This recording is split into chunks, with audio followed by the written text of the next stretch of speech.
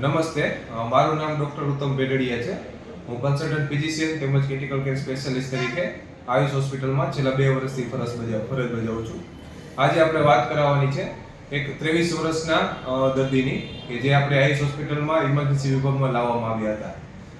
દર્દી જ્યારે ઇમરજન્સી વિભાગમાં લઈને આવવામાં આવ્યા હતા ત્યારે દર્દીના સગા તેમજ દર્દીની હિસ્ટ્રી પૂછતા જણાયું હતું કે દર્દીએ તારીખ 10 તારીખના રોજ ઝેરી દવા પીધેલી હતી.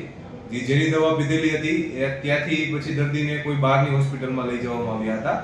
ત્યાંથી દર્દીની કન્ડિશન પ્રમાણે તેમને ગળાના ભાગેથી નળી મૂકી અને કૃત્રિમ શ્વાસોચ્છ્વાસના મશીન ઉપર મૂકી દેવામાં આવ્યા હતા અને ત્યાંથી દર્દીને આગળ સારવાર માટે આપણે આયુષ હોસ્પિટલમાં મોકલવામાં આવ્યા હતા.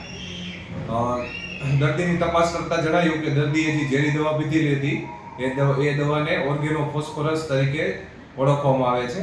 આ ઓર્ગેનોફોસ્ફરસ જે દવા પીધેલી હતી એ દવાની અસર આપણા શરીરમાં આંખની કીકી છે એ ઝીણી થઈ જવી, શરીરમાં એકદમ જ લાળ ગ્રંથિ વધારે બનવી, શરીરમાં શ્વાસ લેવામાં તકલીફ થવી તેમજ ફેફસામાં જે લાળ વધારે બને એ જમા થવી, આ બધી એમની તકલીફ હોય છે અને સાથે સાથે હૃદયના ધબકારા પણ ઓછા થઈ જતા હોય છે.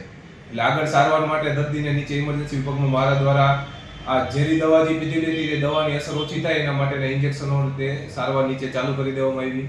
આગળ દર્દીને મશીન કૃત્રિમ શ્વાસોચ્છ્વાસના મશીનની સપોર્ટ સાથે જ આઈસીયુમાં આગળ સારવાર માટે દાખલ કરવામાં આવ્યા. આઈસીયુમાં ઝેરી દવાની અસર ઓછી થાય એના માટેનું ઇન્જેક્શન તેમજ વેન્ટિલેટરનો સપોર્ટ સાથે આપણે 3 થી 4 દિવસ માટે દર્દીને આઈસીયુમાં રાખ્યા.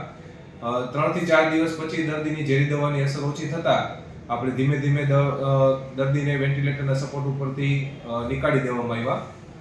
આજે દર્દીને પાછળથી બીજી વખત આવું પગલું ના લે, પાછું ઝેરી દવા ના પીવે એના માટે આપણે માનસિક રોગના ડોક્ટરને પણ એક વખત બોલાવી અને એમની પણ દવાઓ આપણે ચાલુ કરી દીધી છે. તારીખ આજે 18 તારીખના રોજ દર્દી એકદમ સ્વસ્થ છે, હરતા ફરતા છે, મોઢેથી જમી શકે છે અને હવે આપણે દર્દીને હોસ્પિટલમાંથી રજા કરીએ છીએ. નમસ્તે.